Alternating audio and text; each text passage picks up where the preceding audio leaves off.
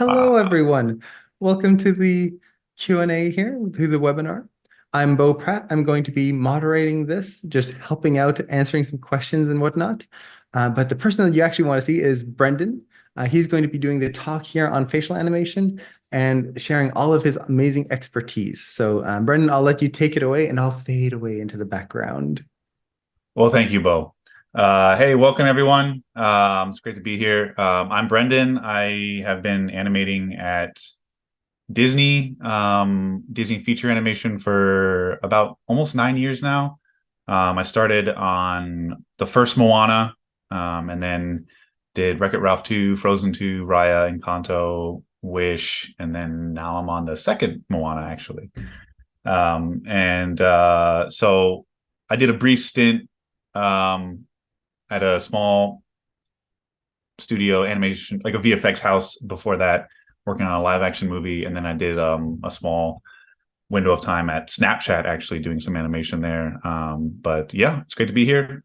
So I will just dive into it. I'm going to share my screen. Here we go. Great. So you guys know this character if you've been with Animation Mentor. If you haven't, this is one of the rigs. And so I'm just starting with this pose for the face, because this is what you get if you just I'm going to be talking about mostly the lower half of the face and the mouth and how to pose that right now, and then we'll get to the eyes as I do a Maya demo. But with the lower half of the face, the mouth, if you just take that open jaw control and just pull it down and take those corners and pull them out and get a smile, this is what the rig will give you. So oftentimes with CG animation, as animators, we actually don't want to just accept what the rig is giving us. We want to try to craft our poses and our expressions more from like a graphical 2D standpoint. Like if I was a 2D animator, how would I draw this smile? And typically the computer is not going to give me that kind of a smile from the character, from the rig. So we're going to have to make some intentional choices when crafting our expressions. And so going over a few of them right now. So this is just default smile. You pull that jaw open, you move those corners back, and this is what you get. Typically, we often talk about lines of action in the body, and we're going to talk about that in the face. So looking at this, what I like to do with my characters is I like to just swing that jaw to one side of the face, one side or the other. And typically it's if it's like a 3/4 pose like this, we want the face more open because she's technically looking screen left of camera. We want the face more open to screen left of camera, and open to left of camera is like talking about this direction. So therefore we are often thinking about like, all right, what is the kind of line of action we can get to the face? So if we swing that jaw to the right, now we start to get this sort of line of action. If we went from the top of the head through the middle of the brows, the nose, and out the jaw, now we get this curve. Whereas beforehand, it's kind of just a straight line. If you just accept what the rig is giving you, like line of action is kind of like this down the face. So pretty boring, pretty static. So I always like to swing that jaw to one side or the other. And when I say always, I pretty much, it's always like I never keep that mouth in the center of the face mirrored on both sides. I always want to go for some asymmetrical posing. And then with that, face is open this direction. So basically, like we want to also consider like a squash and a stretch side of the face. So because this brow is higher on this side, we may want to take this mouth corner and have it lower, which is one reason why I chose to swing the mouth to this side. And then as this brow is lower on this side, this corner being higher on this side, really helps to get that open side on this side and then more of a squashed closed side on this side.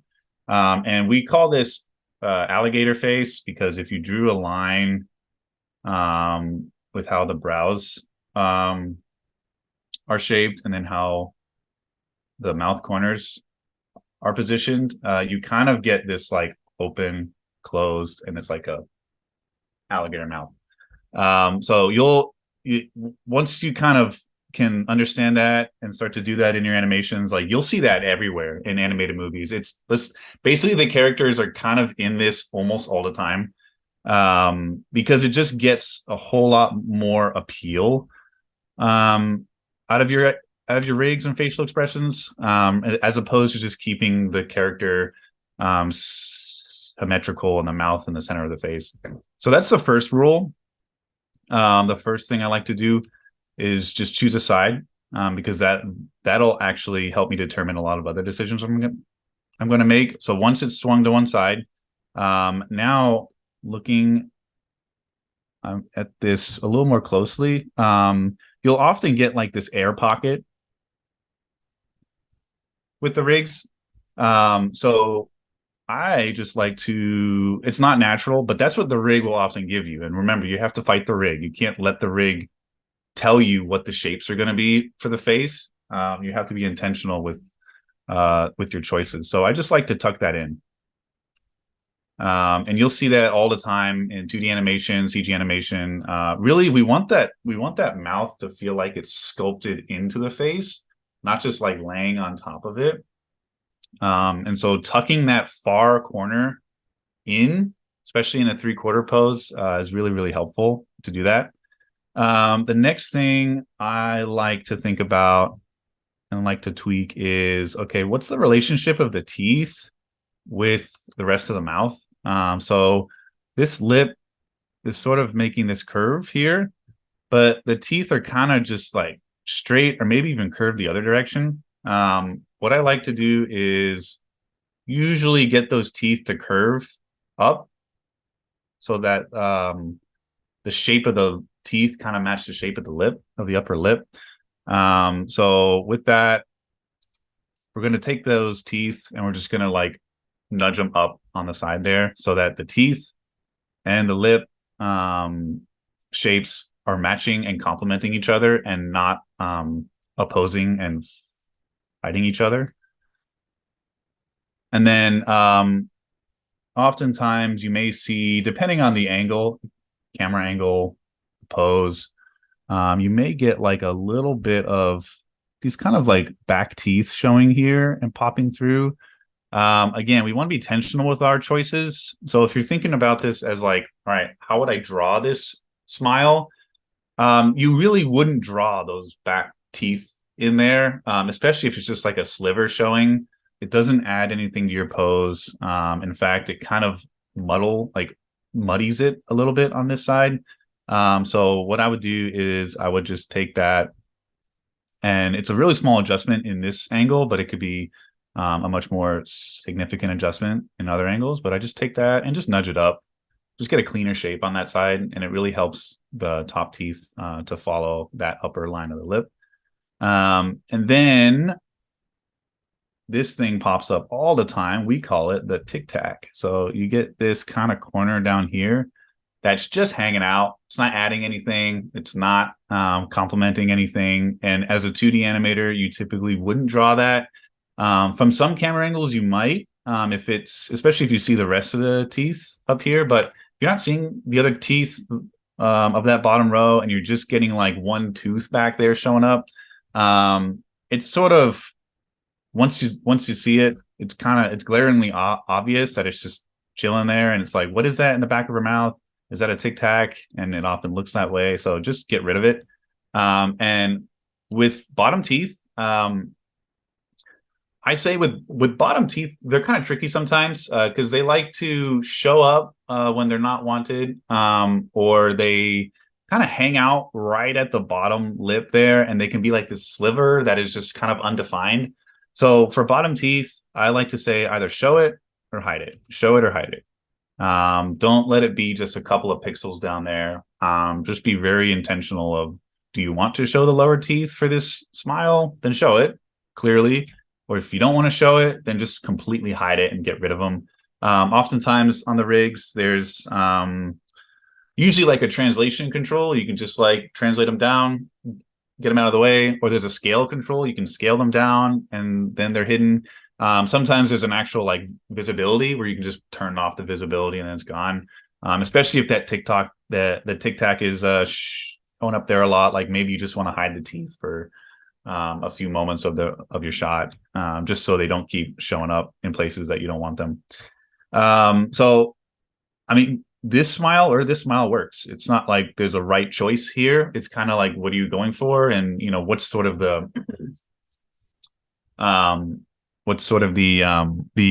appeal language of the character? Do they typically show their bottom teeth or not? And so you just have to make that choice. And then small adjustments from here. On this far corner, like we've pulled this lip corner in, which is good. But then we still have a bit of an air pocket here on this side. And then this shape of the lip is rather simple and feels a bit stiff on the left side. It's not wrong. Like there can be characters where maybe their mouths are really, really simple and we don't want any like complex shapes. And so maybe it is just like a C curve through the whole bottom lip. That's fine, but typically I just like to nudge it, take not the corner, not take the lip corner of that rig, but maybe like one of the lip controls on that far side of the face and just nudge it in a little bit so that we get this just like instead of a C curve that was there before, almost like a very minor like S curve we're starting to get in there. And that really starts to help with appeal. And then from there, I like to nudge. Sometimes I have to nudge the nose. You can see it's a very small adjustment, but remember that line of action that goes through the face. So the nose is not nudged yet. And so if I were to go from the middle of the brows down the chin, that's the line of action. And the middle of the nose is like off that line of action. So typically you want to try to get it on the line of action of the face as much as possible. It won't always be perfect, but just nudging it slightly helps. And it just aligns it with the rest of the face and makes everything feel connected. And then last thing is the tongue. Like it's very minor. I hardly ever touch the tongue unless there's like some lip sync stuff that requires like L shapes or whatnot. But you know, if it's like a static image or a held pose, what do you want the tongue to be doing? And I feel like here, this first image, the tongue is like kind of there, kind of not. The second image, the tongue is more prominent, and it's like, oh, this character clearly has a tongue instead of like there's some sort of shape in the back of her mouth that we're not quite sure what it is, but like it's not a big deal because people are going to assume it's a tongue anyways, but just making it a little more prominent could help. So with all of that, looking at the lower half of the face, we have gone from this, which is what the rig gave us, to this. So we've made intentional choices to get rid of to have the mouth follow the line of action of the face, to help it feel connected, to get rid of some air pockets, to really craft the teeth to follow and flow along with the rest of the lips and the mouth. And so we really go from something that's sort of default and unappealing to something that is like this is like, yeah, like great, like we've hit all the marks, and this feels like an appealing mouth shape. So I'm gonna hop over to looking at this kind of in action with so just some Moana poses here. Really, really appealing stuff. Yeah, but you can kind of see things in action already, like just the way that they tuck this mouth corner in back there on every 3/4 shot. Like they don't let that air pocket show. It's tucked in.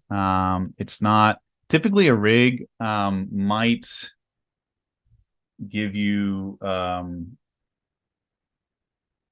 just might make it, you're gonna have to like babysit those corners because it might just give you like a corner that's like that in a 3/4 pose. And it feels like the mouth is just pasted on top of the face and not sculpted into the face. So just get that corner tucked in. The corner's tucked in over here. It's really nice. Even with a pose like this where it looks like she's looking straight on at camera, her face is not completely symmetrical. I can detect a slight line of action through here, which is really nice. So I almost never have the face just completely symmetrical, even if the pose is dead on the camera. So this stuff is really cool. We're seeing some nice alligator mouth stuff. Oops. Alligator mouth stuff. Doesn't always have to be major, but it's usually there. And then again, nice 3/4 poses where we're really tucking in those mouth corners. And then typically if you're gonna like squash one part of the face, like her mouth is kind of like the lower muzzle of her face is sort of like squashed up. You typically want to squash the upper part of the face. You don't often want the two halves of the face going the same direction where like the mouth is squashed up and then the eyebrows are up.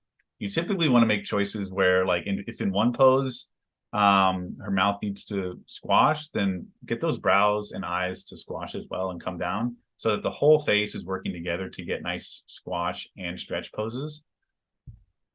And so you'll see that a lot of that stuff through here. Yeah, really, really appealing stuff. You know, line of action through the face, nice alligator mouth because she's looking screen left. Or screen right, sorry. Again, yeah. Typically in your shots in animation, like basically like define your moments. If there's one moment that comes right after another, like if she's squashed if you want her to be stretched in one moment of your shot, like it's the big moment, she says the big, she pronounces, the thing that is surprising to her or all the characters, and you really want her to have a really nice stretched expression. Typically, it's a really good idea for the expression before that to actually be really like squashed, so that you have somewhere to go and you can have a lot of range in that moment. You don't want her to be already wide-eyed and her face already stretched before she has that moment where you want the big stretch. So if there's a big stretch coming, see if you can get a big squash before that stretch so you can get some nice dynamic posing in there as well. Cool. Any questions so far? We do have quite a few questions on that we can go over here. Sure. So there were a few questions here regarding when do you start thinking about these facial poses? So kind of just as a general idea, when should students or any animator focus on starting these details? Should it be right in the blocking pass or until you get your body mechanics in place first? Yeah, that's a really good question.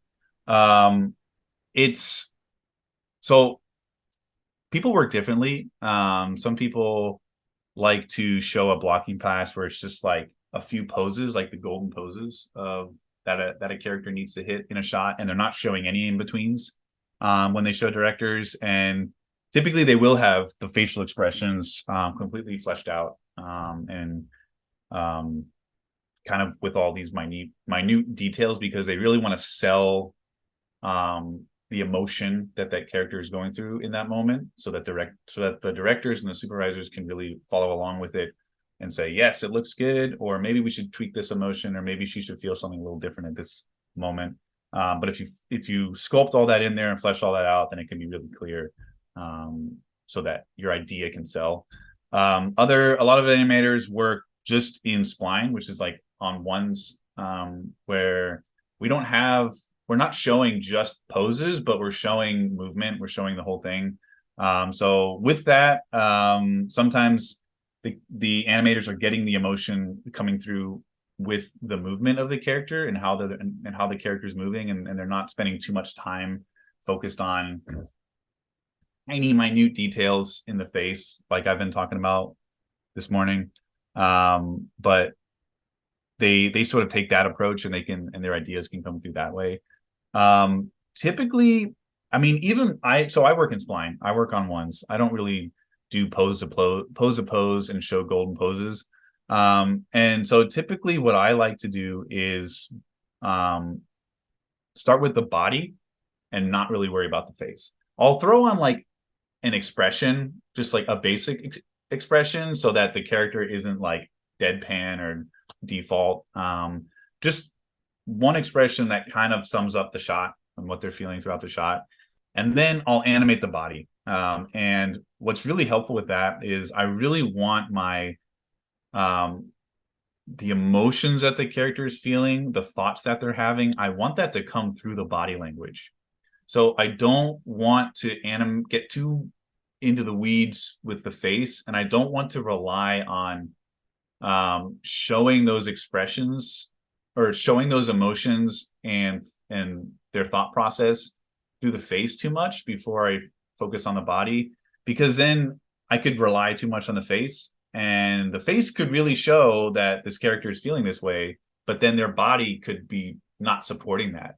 And that's not a good place to be in. So I typically like to animate the body and get that working. And if I can watch my shot where there's no facial animation, there's maybe just one expression, but their thoughts, motives, and emotions are coming through the body language and the way their body is moving, I feel like that's a success. And then I can move on to the face, and the face will just support everything that the body's doing, and just plus it even more. And then I will, when I'm ready to show directors, I'll have face and body all kind of working together. Awesome. And we had a question regarding the jaw. You mentioned pushing it over to the side to get that nice line of action. Is that something you'll do as well when the jaw is closed to get a little bit more of a line, or do you keep that for more of an open jaw? Yeah, it's for closed as well. It's for both. It's for like literally all the time. Sometimes it'll be more, sometimes it'll be less, but my advice is just never keep it precisely in the middle of the face. Always have it to one side or the other. And sometimes it's not just rotating the jaw control. There are often wire controls on a character where there's a control at the very bottom of the face rig that if you move it right and left, it'll actually swing the whole lower half, including like lips, nose, maybe even cheek stuff. It's all swinging to the left or to the right. And that's more or less what I use to get that jaw to go right or left. I don't just take the jaw control and rotate it, because then, things can start to feel disconnected. So if the rig has that, use that for the swing, and then you can rotate the jaw a little bit to support that, but mainly like that can come from that control that can move all those parts at once. And then there's usually a control at the top of the head that can also move brows, eyelids, eyes, and forehead stuff all at once. So you can get that line of action without having to move every single control in the face, but you simply just move those two controls and you can already get something that's working. That's awesome. And in terms of the actual controls, you might be showing this in your Maya demo, but as you're blocking the face, especially that first pass blocking, do you focus mostly on the major controls or dive right into all the fine detail controls and all the little tiny ones? Yeah, I'll focus. I sort of do a layered approach where if a character is talking, then I'll sort of animate the jaw opening and closing when I think I want it to open and close. and I'll do that for maybe a few words or a few beats, and then I'll go back in and have the rest of the lips and the mouth corners kind of moving as they should. Just so I know, because the jaw doesn't, it shouldn't always open and close with every syllable in a shot. Sometimes you want to combine them. Sometimes you want to sort of gloss over some syllables and get to the, and have it only open during the more important ones. So, and I can talk all about that stuff too.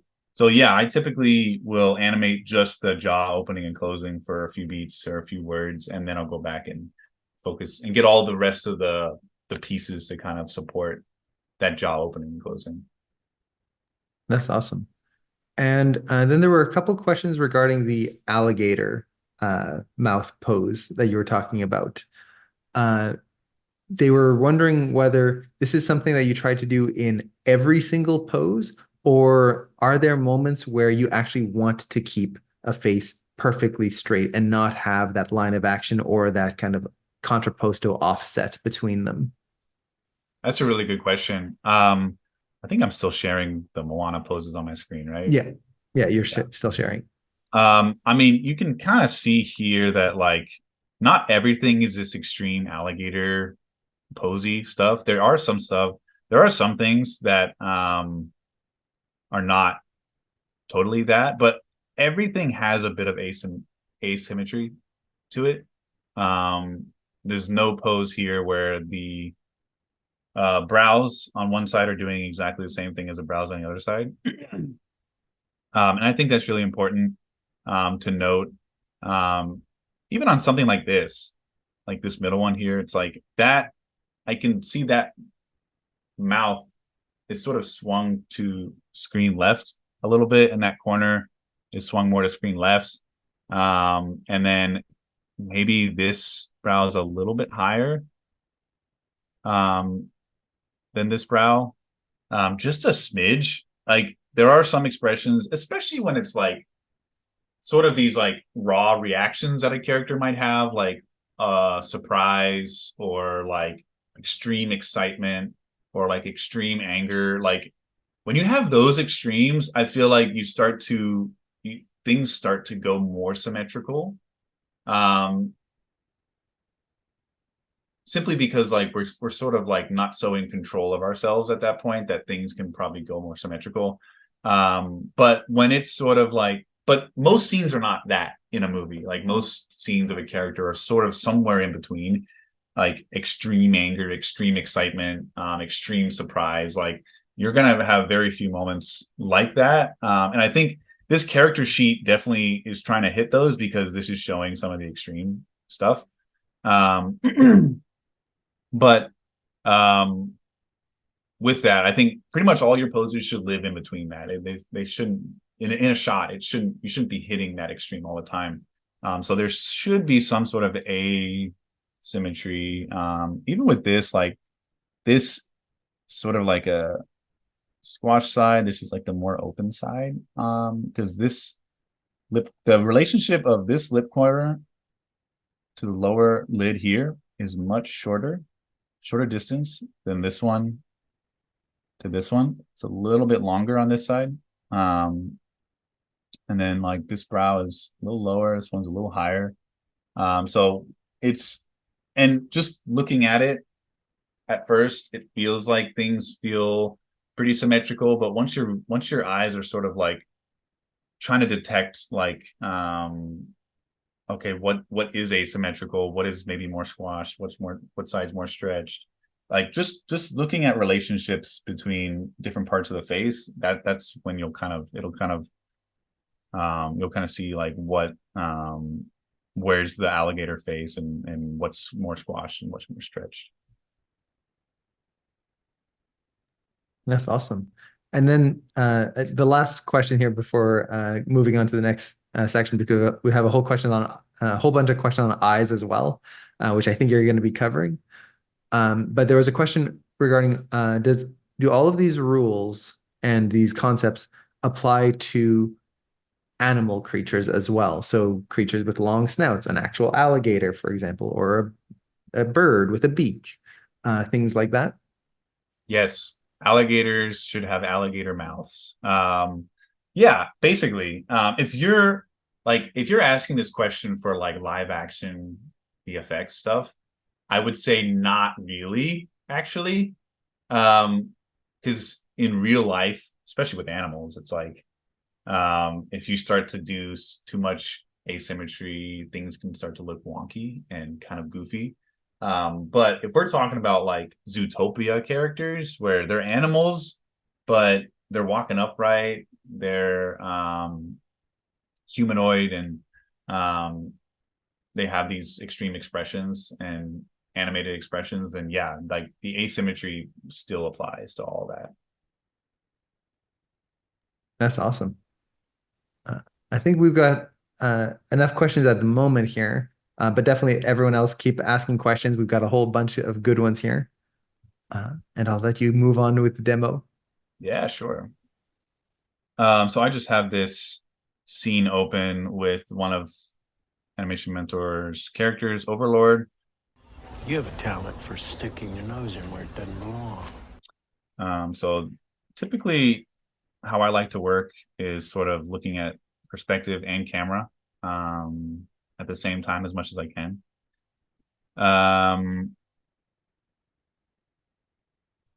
Yeah, but I've already animated the mouth shot, and the control I was talking about that kind of swings the whole lower face is on this rig. It's this control here, but you can see it. It's not just moving the jaw; it's moving. You can see up to the nose.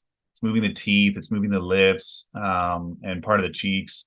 That's what I'm using to swing the jaw right and left. Um, and then this really applies all that stuff that I was talking about with just a single pose with those pictures. It definitely applies to when a character is talking. I think you have to consider like the character is not just going to speak with their mouth in the middle of their face. It's going to be swung to one side or the other, and then actually while they're talking, it should swing back and forth. It shouldn't just stay on one side. And so you can kind of see this one, like it swings from left to right, and then it goes back left. You see how this mouth is on the screen right side of the face, but then as he says belong, it actually swings back to the left and then over to the right again.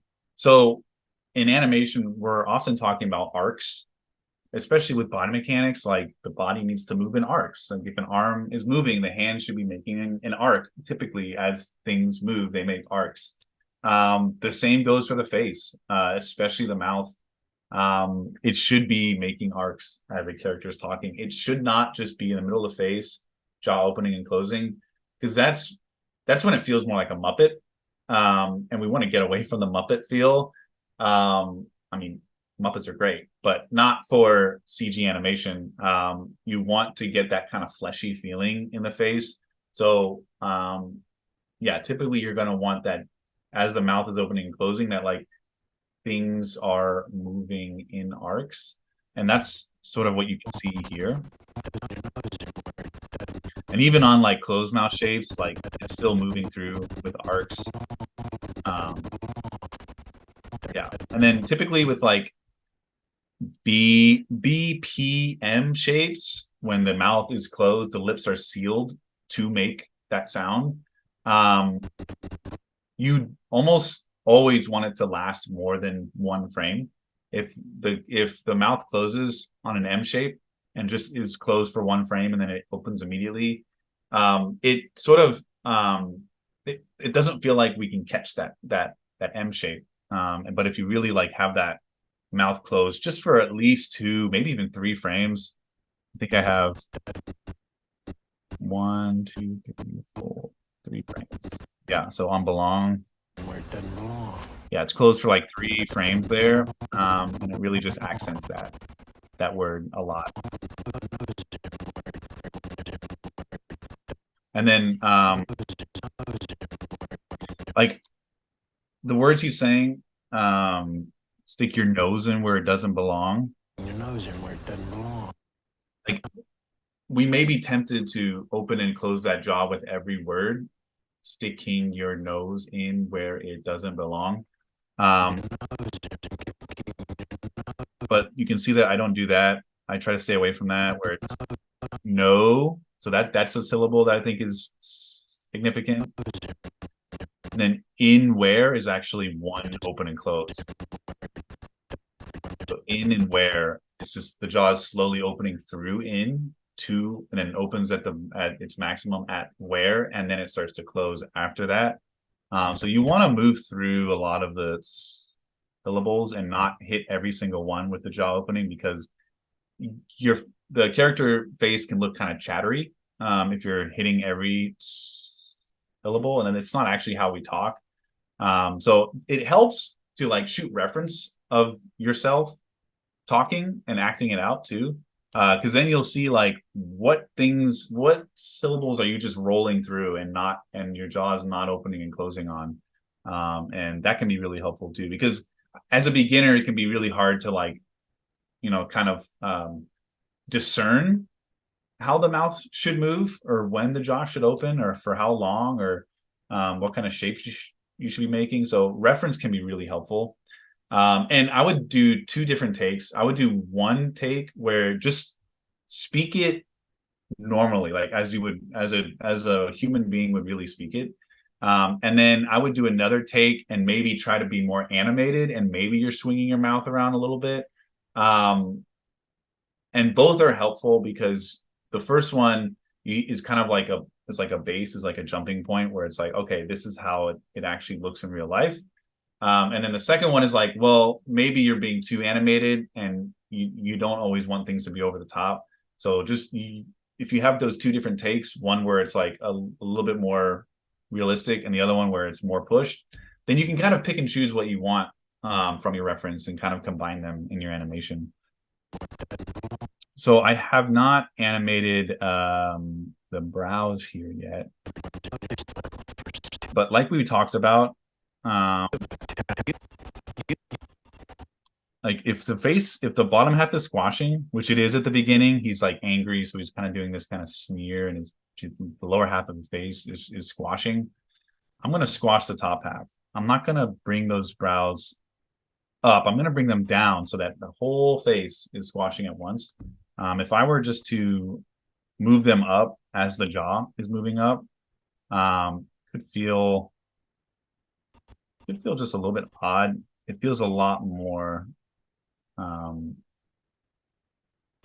animated, more powerful, that like everything is squashing at once. So I'm going to do that. And then when he starts to say you, his jaw opens pretty wide. So actually I may want to get this, he's coming up on you. And but when he says talent, I'm like, wait, I want the brows to come up then too. Am I going to have them go up, down, up? No, actually, I don't want them to go up, down, up. So I'm going to choose when the brows are going to go up. It's either on you or it's talent. I think talent is more of a significant syllable in this phrase. So I'm actually going to keep them lower through you. They're not going to come up. And actually, they're going to continue to furrow down, down, down, down, down. Remember what we talked about, where if you're going to have a big open expression, like try as much as you can to get a more closed expression, more squashed expression right before the open expression.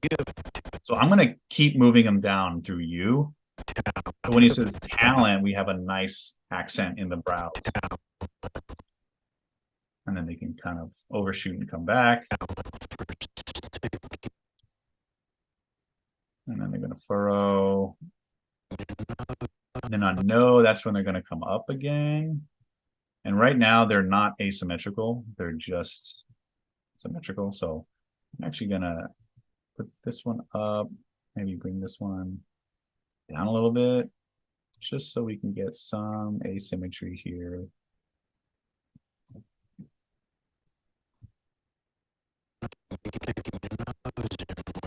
And then after nose, I'm going to bring it down again. And then on this B shape, I definitely want these brows to come down because that's a nice squash on the mouth. So I'm going to want those brows to support it. maybe even more. And then boom, they're going to shoot up with belong because that's a big, nice stretch on the mouth.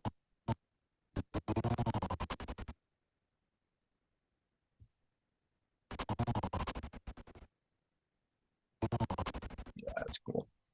And then even on this squash, I may get rid of some of the asymmetry here. Keep it at the end, but maybe this comes down so that everything feels a little bit more squashed. Keep it on that end. Bring it down, down, down, down, down. And then talking about lids, I'm gonna just turn this off for a second. So with the lids, lids should be supporting what the brows are doing typically. So if the brows are furrowing, I think his lids should be squinting a little bit here.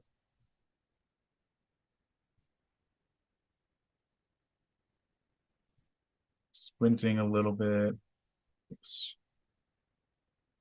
And then typically there's a okay. Actually the cheeks the cheeks can also come up with the lids. The cheekbone area is the forgotten part of the face oftentimes, where it gets pretty static, because when you're moving the eyes and brows and mouth, like typically you have to move the cheeks separately from that, and if they're not moving, it can kind of feel like a dead zone. So just always kind of move them along with whatever the lower lids are doing. If the lower lids are squinting, like get those cheeks up with it. If the lower lids are wide open, then bring those cheeks down a little bit. It just adds some more fleshiness to that middle part of this face that can often be forgotten about. Or you can have them more doing what the lower jaw, what the jaw is doing. So if the jaw comes down, like maybe it just brings those cheeks down a little bit with it, just to get some fleshy feeling there. So you can kind of get this nice up and down in the cheeks that's sort of following along with the jaw. But back to the lids.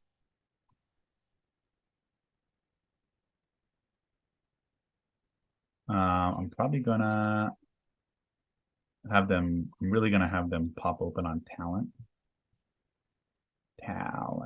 So they're gonna get wide because the brows are coming up a lot, the jaw is opening a lot. So the eyes should be, it should feel like the eyelids are being pulled in those directions with the brows and the jaw. And then we can kind of go back to what we had before. So take this, put it back over here. And he's squinting up until maybe like nose. And then these can kind of pop open again.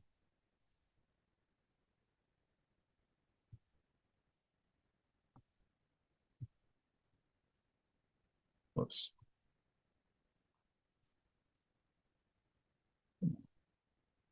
So. And then they can go back to being squinted.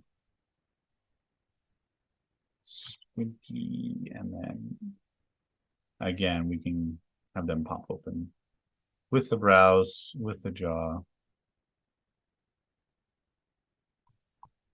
Probably keep them squinted a little longer so they pop right at the right moment. Another thing to be thinking about with lids is, let's see.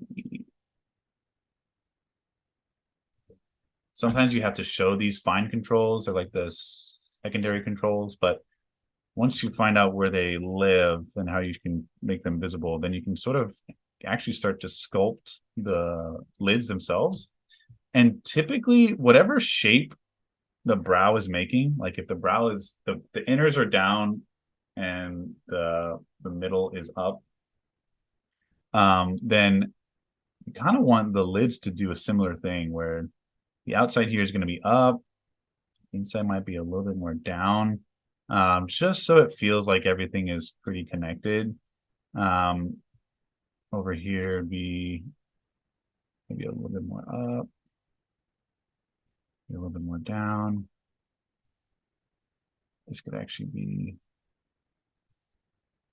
just looking at like these like the line of the brow, the line of the lid. They should be similar. They should sort of support whatever the brows are doing. Because if they're not, then you can kind of get juxtaposing lines and they can kind of feel a little bit wonky.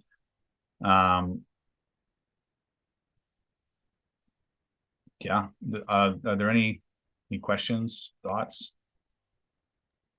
We do have a few questions here on the face and the brows here. One of the questions that we have is when you're moving the brows, you're using the kind of global control, posing those out, and then using the finer controls to kind of repose the face. Do you find that you run into a lot of counter animation issues when you're doing it that way? And if so, is there anything that people can do to help avoid that? I don't think I run into too much counter animation. Typically I would put the global control keys in the same place that the finer control keys are. So things wouldn't be moving opposite of each other. But I would say sometimes it's actually really good to have like maybe the inner fine controls are actually 1 or 2 frames ahead of the global controls, so that if you have a brows furrowing, the inners actually can lead that action and come down like a frame or 2 first. And then you get this like really nice fleshy feeling in there instead of the brows feeling like these chunky blocks that all move at once. Like just maybe breaking that up a little bit could be really helpful. But I haven't really run into like counter animation stuff that I had to fix because of that. Cool. And we have a few questions here regarding the jaw. You talked about overlapping the jaw and getting that nice circular motion arcs. In most reference, when you're looking at the jaw, we don't do it that much unless we're really trying to push it. So if you're looking at your reference and you can't see any motion, are there any kind of rules or guides that you use to figure out the best way to push the mouse? Is it more just overlapping the head motion, or are there other things that you're looking at when trying to figure out those arcs of the jaw? Yeah, I will kind of listen to the dialogue a few times and sort of detect, all right, what are the key moments? Basically like key poses, right? And so for this one, it's when he turns the camera, it's Sticking your nose in where it doesn't belong. nose and belong. Like those seem like the 2 big moments for the lip sync animation. So therefore, I'm gonna want to make arcs on those moments. So then I'll like plan my lip sync animation around those 2 moments. And I know that he's turning his head to camera, so maybe the jaw can drag. And so if it's going to drag, it's going to go screen right. And then so therefore it can swing screen left on nose. And then if I want it to swing again on belong, I don't want it to end up after belong screen left. I could have animated where it's like nose and it lives here and then belong and it goes over here. Like that's a valid way to do it sometimes.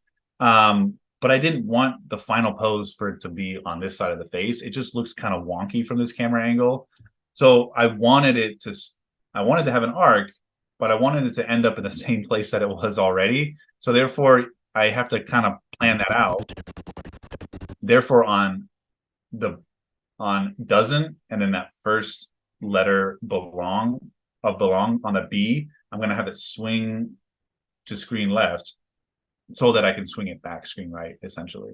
So it's kind of like anticing this way so I can go this way, instead of just staying here and then swinging back over here, because I don't want that. I don't want that pose at the end. I want this one, but I have to go back and forth in order to get an arc and a swing, but still have that screen right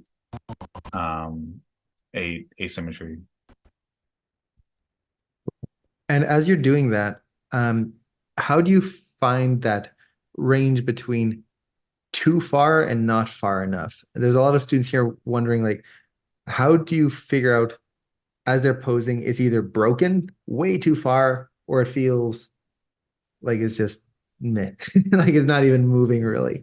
So is Yeah. there something that you use just kind of to figure out like how far you should go and when does it feel broken? Um, I mean, with it feeling broken, typically if everything in the face is following that line of action for the most part, things are not really going to feel broken. So keep that in mind. But like, yeah, if you start to get things off the line of action and the jaws like that looks broken. So yeah, I think if things are leaving that line of like major parts of the face are moving away from that line of action too much, then it can start to feel broken. But there's also like the thought of, okay, as animators, as professional animators, we don't want everything to be like super wacky and cartoony. So how do I know if I'm just pushing these poses or these arcs just for the sake of animation, right? Because it looks more animaty and so it looks better, right? I mean, that's sort of something you have to discern for yourself on every shot. For a movie, it's easier because it's like, all right, what's the style of this movie? And then kind of living within that range. Like Moana is definitely more naturalistic, but something like Luca is like a lot more pushed. So things that are okay to do in Luca are may not be okay to do in Moana. You just have to know like what's the style of this movie. But if you're doing like your own work, your own projects, that's sort of something you have to determine. And then I will say for like applying to big studios, we kind of like to see both. We like to see how far you can push things, but then at the same time we do like to see an animator who has restraint, where they can animate a character without having everything be, you know, really arky and, you know, over the top goofy. Like we like to see things, an animator use restraint and things be very contained and a character still feeling alive and fleshy, but acting in a more subtle way. So I'd say either extreme is good. You just kind of have to find what is this for? What's the style? And then in terms of the broken parts of it, like make sure things are staying within relatively within the character's anatomy and then especially within the line of action. So That's awesome. And one thing here that I was kind of noticing in this shot is also the idea that as long as it looks good on screen and isn't broken on the audience's view, it's okay to break things from the other view. For example, there's a frame in there where you push one of the mouth corners way off to the side, and from the three-quarter view, it kind of looks broken, but from yeah, your actual camera view, it looks beautiful. yeah.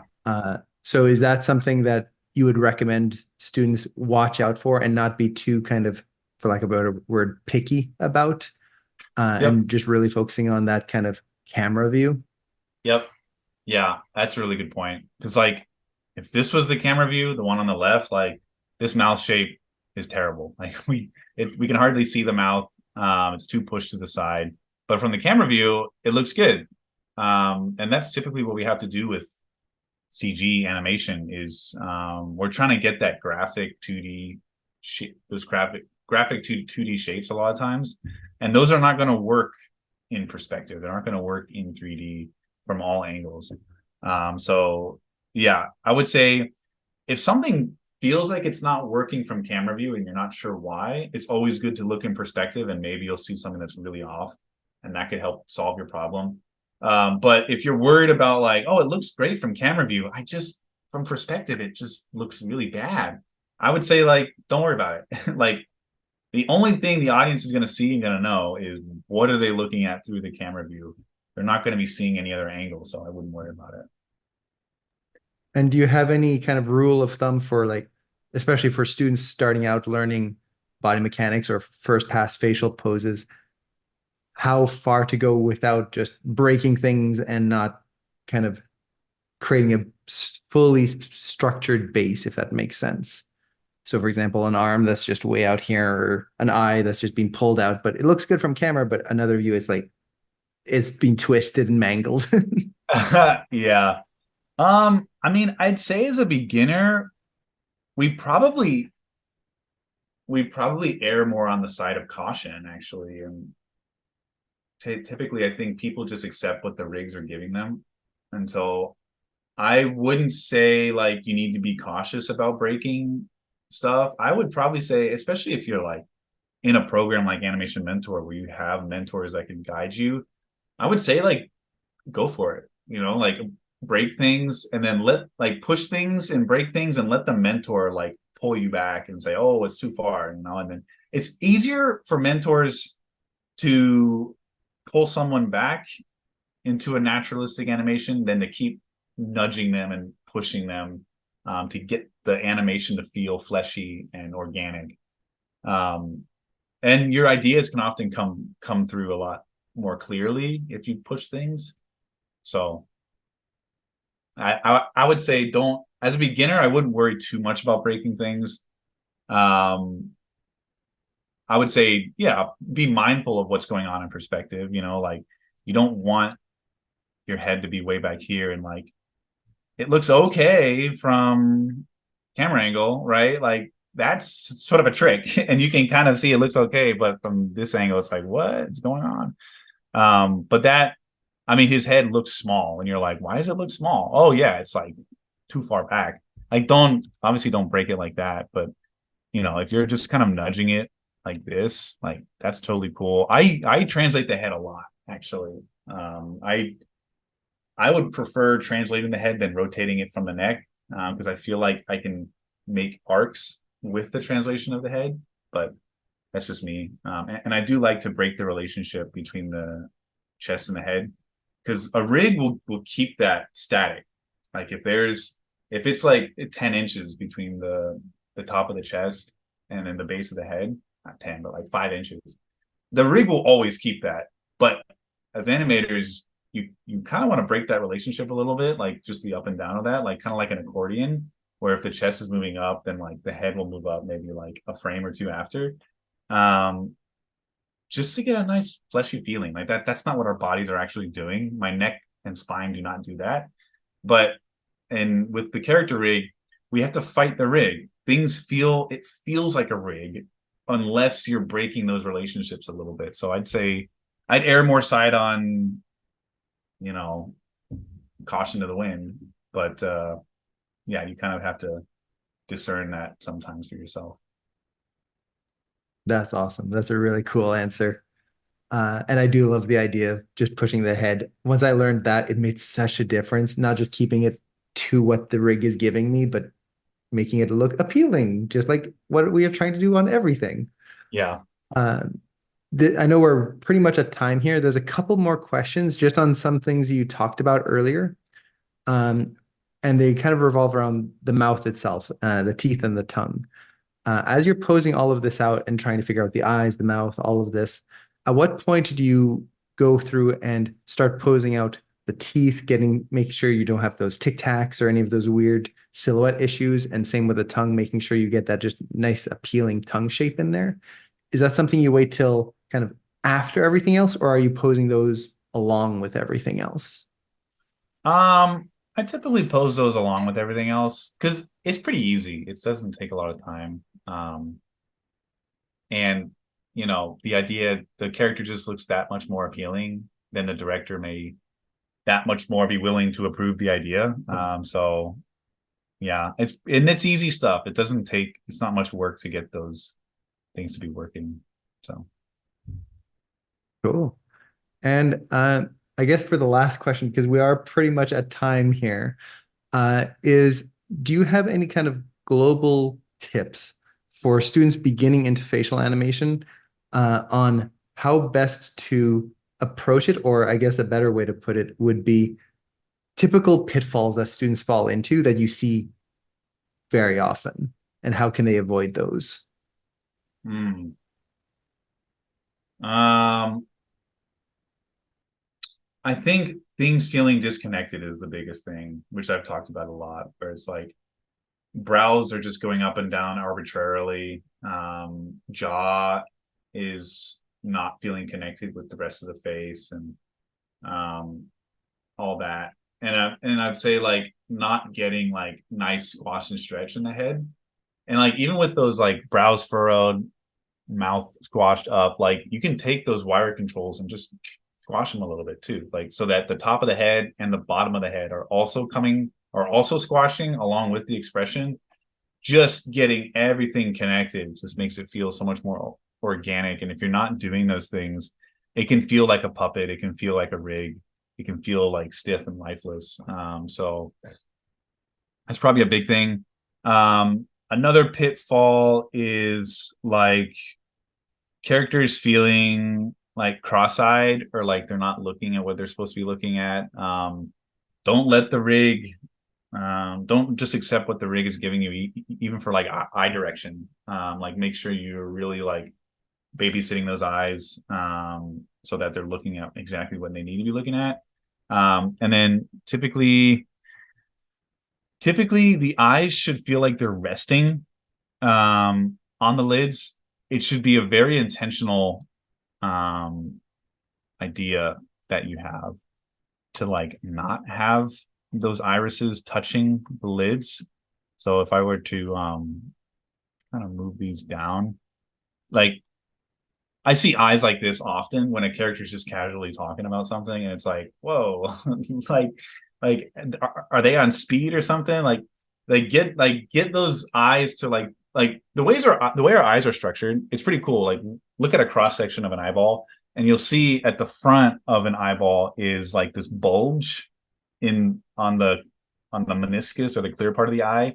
And so our eyelids don't just actually our eyelids would just kind of droop and close if it wasn't for this bulge, and it kind of keeps our eyelids open, and they kind of rest right on top of that bulge there and on the bottom of it too. And so typically our irises should be touching the top and bottom of the lids, unless there's something specific you're going for. And I see that pitfall a lot where it's just like, or maybe like just the bottoms are like really pushed and it's like, oh, he looks kind of like gaunt and like a skeleton or something. And it's like, if it's a specific reason, like, yeah, go for it. But if it's not, typically they should just be resting. Yeah. That's awesome. Thank you so much for taking the time to do this. This was absolutely amazing. And I know we got a lot of questions here. I apologize that we weren't able to get to everyone's questions. There were some really great ones in here that I wish we could have had time to get to. If anyone wants more of this, definitely let us know, because there's a lot we could keep talking about on this kind of stuff. But again, thank you, Brendan, for doing this. Thank you for setting up this whole demo and presentation. It was really cool. Yeah, And absolutely. Happy to do it. awesome. And yes, thank you everyone for joining in and hanging out for all of this. This was a lot of fun, a lot of good questions, and also nice to see everyone from around the world. It's always cool to see how many people are just into animation and how we can all come together like this.